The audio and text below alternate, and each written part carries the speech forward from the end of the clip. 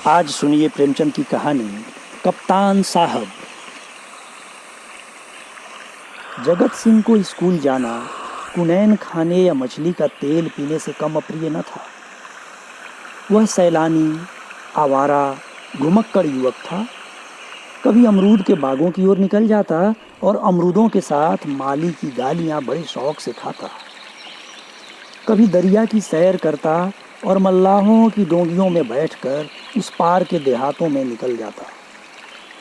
गालियां खाने में उसे मजा आता था। गालियां खाने का कोई अवसर वह हाथ से न जाने देता। सवार के घोड़े के पीछे ताली बजाना, एक्का को पीछे से पकड़कर अपनी ओर खींचना, बूढ़ों की चाल की नकल करना उसके मनोरंजन के विषय थे। आलसी काम तो नहीं करता, पर दुर्व्यसनों का दास होता है, और दुर्व्यसन धन के बिना पूरे नहीं होते। जगत सिंह को जब अवसर मिलता घर से रुपए उड़ा ले जाता। नकद न मिले तो बर्तन और कपड़े उठा ले जाने में भी उसे संकोच न होता था। घर में शीशियां और बोतलें थी, वह सब उसने एक एक करके गुदड़ी बाजार पहुंचा दी। पुराने दिनों की कितनी चीजें घर में पड़ी थी, उसके मारे एक भी न बची। इस कला में ऐसा दक्ष और निपुण था कि उसकी चतुराई और पटुता पर आश्चर्य होता था। एक बार बाहर ही बाहर केवल कार्निशों के सहारे अपने 2 मंजिला मकान की छत पर चढ़ गया और ऊपर ही से पीतल की एक बड़ी थाली लेकर छतर से उतर गया। घर वालों को आहट तक न मिली। उसके पिता ठाकुर भक्त सिंह अपने कस्बे के डाकखाने में मुंशी थे। अफसरों ने उन्हें शहर का डाकखाना बड़ी दौड़ धूप करने पर दिया था, किंतु भक्त सिंह जिन इरादों से यहाँ आए थे उनमें से एक भी पूरा न हुआ। उल्टी हानि यह हुई कि देहातों में जो भाजी, साग, उपले, ईंधन मुफ्त मिल जाते थे वे सब यहाँ बंद हो गए। यहाँ सबसे पुराना घराव था। न किसी को दबा सकते थे न सता सकते थे। इस दुर्वस्था में जगत सिंह की हथलफकियां बहुत अखरती। उन्होंने कितनी ही बार उसे बड़ी निर्दयता से पीटा। जगत सिंह भीमकाय होने पर भी चुपके से मार खा लिया करता था। अगर वह अपने पिता के हाथ पकड़ लेता तो वह हल भी न सकते थे, जरा भी हिल नहीं सकते थे। पर जगत सिंह इतना सीनाजोर न था। हाँ, मारपीट, घुड़की, धमकी किसी का भी उस पर असर न होता था। जगत सिंह ज्यों ही घर में कदम रखता चारों ओर से कांव कांव मच जाती। माँ दूर दूर करके दौड़ती, बहनें गालियां देने लगती, मानो घर में कोई सांड घुस आया हो। घर के सभी लोग उसकी सूरत से जलते थे। इन तिरस्कारों ने उसे निर्लज्ज बना दिया था। कष्टों के ज्ञान से वह निर्द्वंद सा हो गया था। जहां नींद आ जाती वहीं पड़ा रहता, जो कुछ मिल जाता वही खा लेता।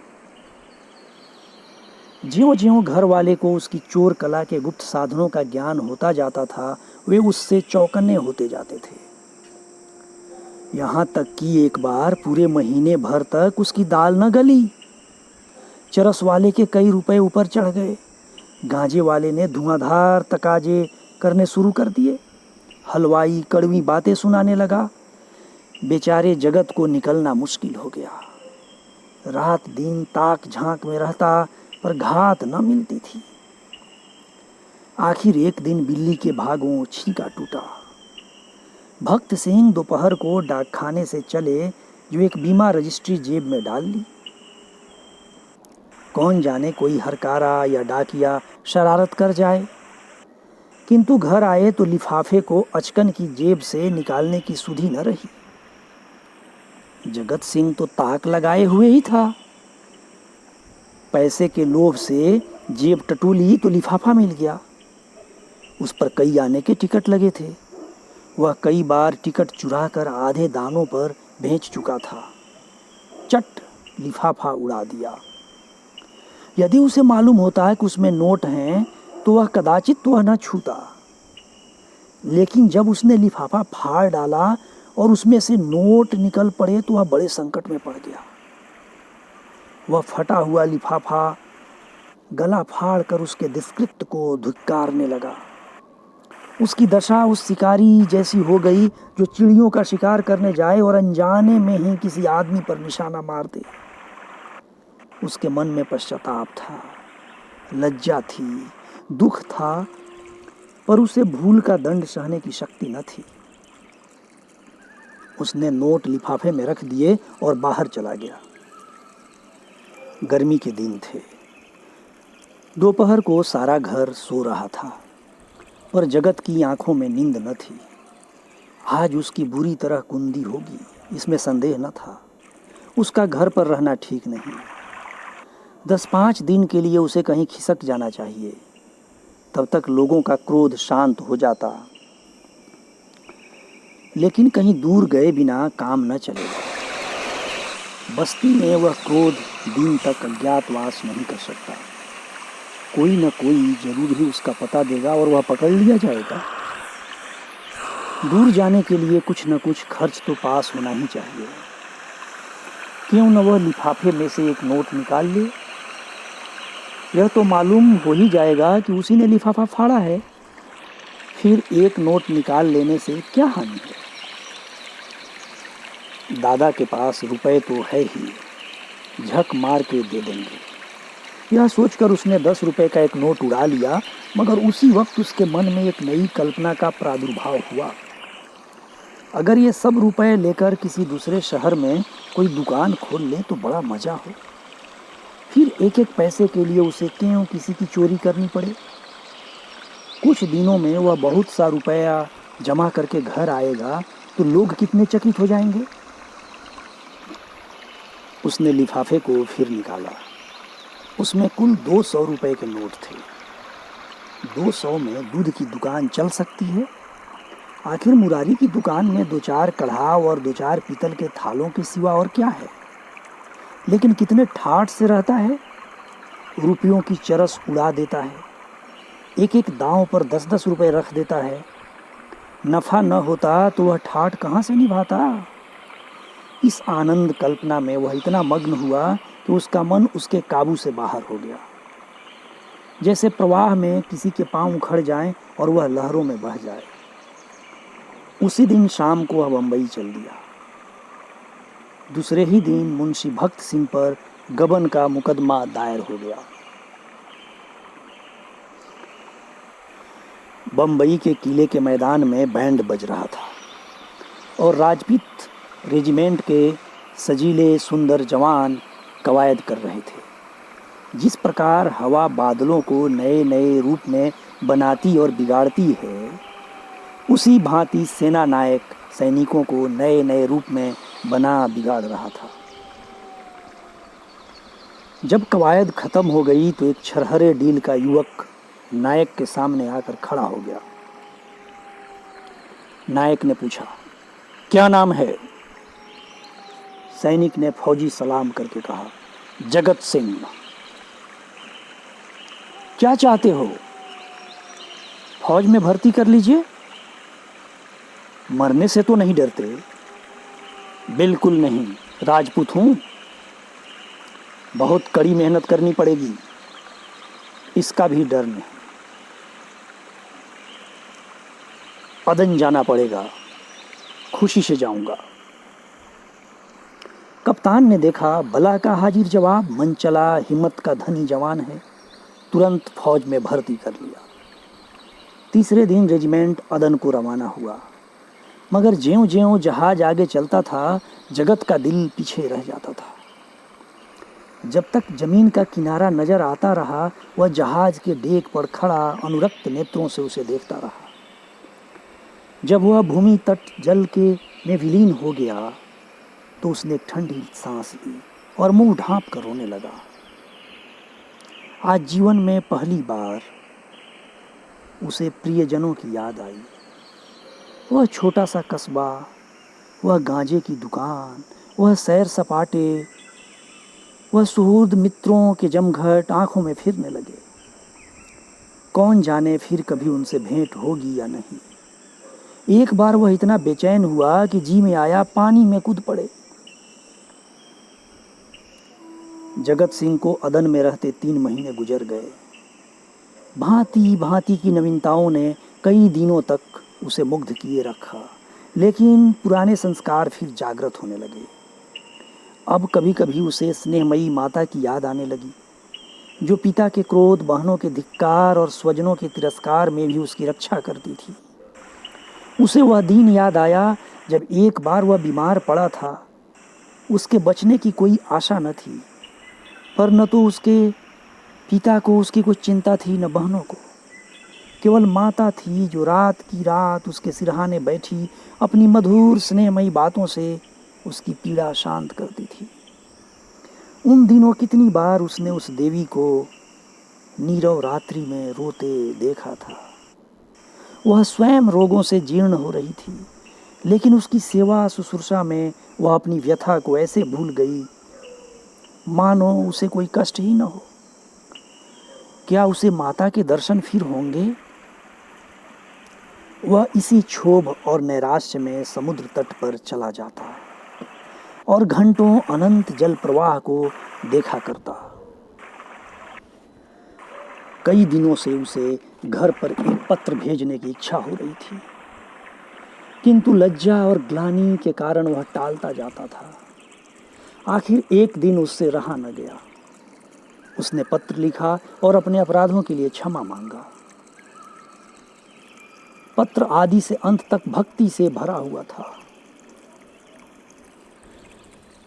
उसने इन शब्दों में अपनी माता को आश्वासन दिया था, माता जी, मैंने बड़े बड़े उत्पात किए हैं।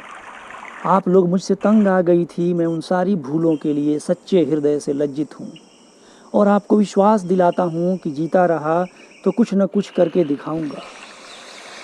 तब कदाचित आपको मुझे अपना पुत्र कहने में संकोच न होगा। मुझे आशीर्वाद दीजिए कि अपनी प्रतिज्ञा का पालन कर सकूं। यह पत्र लिखकर उसने डाक खाने में छोड़ा और उसी दिन से उत्तर की प्रतीक्षा करने लगा। किंतु 1 महीना गुजर गया और कोई जवाब न आया। उसका जी घबराने लगा। जवाब क्यों नहीं आता? कहीं माताजी बीमार तो नहीं है? शायद दादा ने क्रोधवश जवाब न लिखा होगा। कोई और विपत्ति तो नहीं आ पड़ी? कैंप में एक वृक्ष के नीचे कुछ सिपाहियों ने शालिग्राम की एक मूर्ति रख छोड़ी थी। कुछ श्रद्धालु सैनिक रोज उस प्रतिमा पर जल चढ़ाया करते थे। जगत सिंह उनकी हंसी उड़ाया करता, पर आप वह विक्षिप्तों की भांति प्रतिमा के सम्मुख जाकर बड़ी देर तक मस्तक झुकाए बैठा रहा। वह इसी ध्यानावस्था में बैठा था कि किसी ने उसका नाम लेकर पुकारा। यह दफ्तर का चपरासी था और उसके नाम की चिट्ठी लेकर आया था। जगत सिंह ने पत्र हाथ में लिया तो उसकी सारी देह कांप उठी। ईश्वर की स्तुति करके उसने लिफाफा खोला और पत्र पढ़ा। लिखा था, तुम्हारे दादा को गबन के अभियोग में 5 वर्ष की सजा हो गई। तुम्हारी माता इसी शोक में मरणासन है। छुट्टी मिले तो घर चले आओ। जगत सिंह ने उसी वक्त कप्तान के पास जाकर कहा, हुजूर, मेरी माँ बीमार है, मुझे छुट्टी दे दीजिए। कप्तान ने कठोर आंखों से देखकर कहा, अभी छुट्टी नहीं मिल सकती, तो मेरा इस्तीफा ले लीजिए। अभी इस्तीफा नहीं लिया जा सकता। मैं एक क्षण भी नहीं रह सकता। रहना पड़ेगा। तुम लोगों को बहुत जल्द लाभ पर जाना पड़ेगा। लड़ाई छिड़ गई। तब मैं घर नहीं जाऊंगा। हम लोग कब तक यहां से जाएंगे? बहुत जल्द, 2 ही 4 दिनों में। 4 वर्ष बीत गए। कैप्टन जगत सिंह का सा योद्धा उस रेजिमेंट में नहीं है। कठिन अवस्थाओं में उसका साहस और भी उत्तेजित हो जाता है। जिस मुहिम में सबकी हिम्मतें जवाब दे जाती है, उसे सर करना उसी का काम है। हल्ले और धावे में वह सदैव सबसे आगे रहता है। उसकी त्योरियों पर कभी मैल नहीं आता। उसके हाथ, उसका साथ ही वह इतना विनम्र, इतना गंभीर, इतना प्रसन्न चित्त है कि सारे अफसर और मातहत उसकी बड़ाई करते हैं। उसका पुनर्जीवन सा हो गया। उस पर अफसरों को इतना विश्वास है कि अब वे प्रत्येक विषय में उससे परामर्श करते हैं। जिससे पूछिए वही वीर जगत सिंह की बिरुदावली सुना देगा। कैसे उसने जर्मनों की मैगजीन में आग लगाई, कैसे अपने कप्तान को मशीन गनों की मार से निकाल लाया, कैसे अपने एक मातहत सिपाही को कंधे पर लेकर निकल आया। ऐसा जान पड़ता है उसे अपने प्राणों का मोह नहीं, मानो वह काल को खोजता फिरता हो। लेकिन नित्य रात्रि के समय जब जगत सिंह को आवास मिलता, अवकाश होता, वह अपनी छोलदारी में अकेले बैठकर घर वालों की याद कर लिया करता। दो चार आंसू की बूंदें अवश्य गिरा देता। वह प्रति मास अपने वेतन का बड़ा भाग घर भेज देता है और ऐसा कोई सप्ताह नहीं जाता जबकि वह माता को पत्र न लिखता हो। सबसे बड़ी चिंता उसे अपने पिता की है, जो आज उसी के दुष्कर्मों के कारण कारावास की यातना झेल रहे हैं। हाय, वह कौन दिन होगा जबकि वह उनके चरणों पर सिर रखकर अपना अपराध क्षमा कराएगा और वह उसके सिर पर हाथ रखकर आशीर्वाद देंगे। 4.25 वर्ष बीत गए। संध्या का समय है। नैनी जेल के द्वार पर भीड़ लगी हुई है। कितने ही कैदियों की मियाद पूरी हो गई है। उन्हें लिवा जाने के लिए उनके घर वाले आए हैं, किंतु बूढ़ा भक्त सिंह अपनी अंधेरी कोठरी में सिर झुकाए उदास बैठा है। उसकी कमर झुककर कमान हो गई है। देह अस्थिपंजर मात्र रह गई है। ऐसा जान पड़ता है किसी चतुर शिल्पी ने एक अकाल पीड़ित मनुष्य की मूर्ति बनाकर रख दी है। उसकी भी मियाद पूरी हो गई, लेकिन उसके घर से कोई नहीं आया। आए कौन? आने वाला था ही कौन? किंतु एक हिष्ट-पुष्ट कैदी ने आकर उसका कंधा हिलाया और बोला, कहो भगत, कोई घर से आया? भक्त सिंह ने कंपित कंठ स्वर से कहा, घर पर है ही कौन? घर तो चलोगे ही। मेरा घर कहाँ है? तो क्या यहीं पड़े रहोगे? अगर ये लोग निकाल न देंगे तो यहीं पड़ा रहूंगा। आज 4 साल के बाद भगत सिंह को अपने प्रताड़ित निर्वासित पुत्र की याद आ रही थी, जिसके कारण जीतन उसका सर्वनाश हो गया। आबरू मिट गई, घर बर्बाद हो गया। उसकी स्मृति भी असहाय थी, किंतु आज नैराश्य और दुख के अथाह सागर में डूबते हुए उन्होंने उसी तिनके का सहारा लिया। न जाने उस बेचारे की क्या दशा हुई। लाख बुरा है तो भी अपना लड़का है, खानदान की निशानी तो है। मरूंगा तो 4 आंसू तो बहाएगा, 2 चल्लू पानी तो देगा। हाय, मैंने उसके साथ कभी प्रेम का व्यवहार नहीं किया। जरा भी शरारत करता तो यमदूत की भांति उसकी गर्दन पर सवार हो जाता। एक बार रसोई में बिना पैर धोए चले जाने के दंड में मैंने उसे उल्टा लटका दिया था। कितनी बार केवल जोर से बोलने पर मैंने उसे तमाचे लगाए थे। पुत्र सा रत्न पाकर मैंने उसका आदर न किया, उसी का दंड है। जहाँ प्रेम का बंधन शिथिल हो, वहाँ परिवार की रक्षा कैसे हो सकती है? सवेरा हुआ, आशा की सूर्य किरणें निकल पड़ी। आज उसकी रश्मियाँ कितनी कोमल और मधुर थीं, वायु कितनी सुखद, आकाश कितना मनोहर, वृक्ष कितने हरे भरे, पक्षियों का कलरव कितना मीठा। सारी प्रकृति आशा के रंग में रंगी हुई थी। पर भक्त सिंह के लिए चारों ओर घना अंधकार था। जेल का अफसर आया। कैदी एक पंक्ति में खड़े हुए। अफसर एक एक का नाम लेकर रिहाई का परवाना देने लगा। कैदियों के चेहरे आशा से प्रफुल्लित थे। जिसका नाम आता वह खुशी खुशी अफसर के पास जाता, परवाना लेता, झुककर सलाम करता और तब अपने विपत्ति काल के संगियों से गले मिलकर बाहर निकल जाता। उसके घर वाले दौड़कर उससे लिपट जाते। कोई पैसे लुटा रहा था, कहीं मिठाइयाँ बांटी जा रही थी, कहीं जेल के कर्मचारियों को इनाम दिया जा रहा था। आज नरक के पुतले विनम्रता के देवता बने हुए थे। अंत में भक्त सिंह का नाम आया। वह सिर झुकाए आहिस्ता आहिस्ता जेलर के पास गए और उदासीन भाव से परवाना लेकर जेल के द्वार की ओर चले। मानो सामने कोई समुद्र लहरें मार रहा है। द्वार से बाहर निकलकर वह जमीन पर बैठ गए। कहाँ जाएं? सहसा उन्होंने एक सैनिक अफसर को घोड़े पर सवार जेल की ओर आते देखा। उसकी देह पर खाकी वर्दी थी, सिर पर कारचोबी साफा, अजीब शान से घोड़े पर बैठा हुआ था। उसके पीछे पीछे एक फिटन आ रही थी। जेल के सिपाहियों ने अफसर को देखते ही बंदूकें संभाली और लाइन में खड़े होकर सलाम किया। भक्त सिंह ने मन में कहा, एक भाग्यवान वह है जिसके लिए फिटन आ रही है और एक अभागा मैं हूं जिसका कहीं ठिकाना नहीं।